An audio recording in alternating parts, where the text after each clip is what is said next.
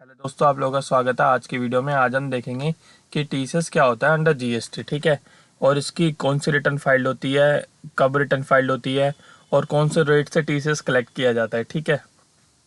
पहले हम देखते हैं जो टीसीएस जो होता है ये बाय द ई कॉमर्स पे लगता है, ठीक है। यानी कि e commerce like Flipkart, Amazon, ये लोग टीसीएस कलेक्ट करते हैं अपने वेंडर से जो इनके थ्रू जो सेल कर रहा होता है, ठीक है।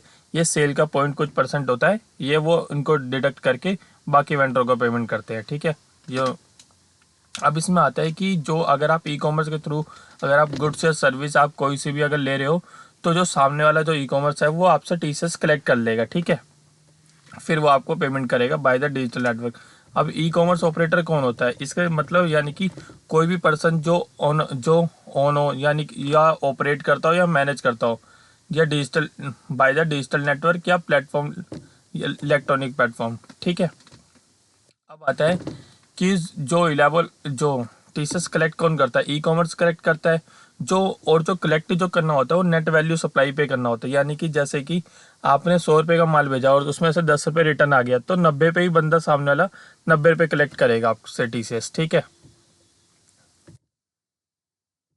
अब इसमें यह एग्रीगेट सेल्स वैल्यू माइनस में टैक्सेबल रिटर्न, ठीक है। जो इन दोनों का जो नेट वैल्यू आएगी उस पर टीसीएस कलेक्ट होता है। जो टीसीएस जो कलेक्ट करना होता है, यानी कि जो अगर आप इंटरेस्ट रेट सप्लाई कर रहे हो तो उसमें 0.25 आपसे कलेक्ट किया जाता है। 0.25 सीजीएसटी, 0.25 एसजीएसटी।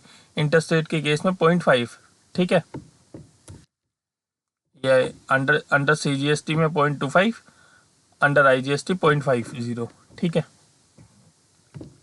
अब जो ये होता है ये एवरी मंथ हमें नेक्स्ट 10th को हमें जमा कराना होता है गवर्नमेंट को in the form of GSTR 8, ठीक है। अब इसकी एक एनुअली रिटर्न भी जाती है 9B, ठीक है। ये एवरी फाइनेंशियल ईयर में जाती है, 31 दिसंबर से पहले हमें भेजना होता है। जीएसटी 9 की तरह ही होती है, ठीक है। जीएसटी 9 के साथ ही जाती है ये भी, ठीक है दोस्तों। फिर मिलते हैं नेक्स्ट वीडियो में।